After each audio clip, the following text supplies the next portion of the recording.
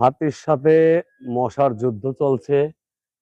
সাথে আমাদের store manager Reza ভাই আছে। ওয়াও, আমারে উঠায় লয়ে যাচ্ছে, উঠায় লয়ে যাচ্ছে, উঠায় লয়ে যাচ্ছে।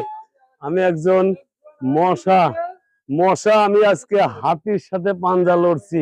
আমাদের একটু আগায় আর একটু আগায় আসতে হবে, আর একটু জমে আসতে হবে।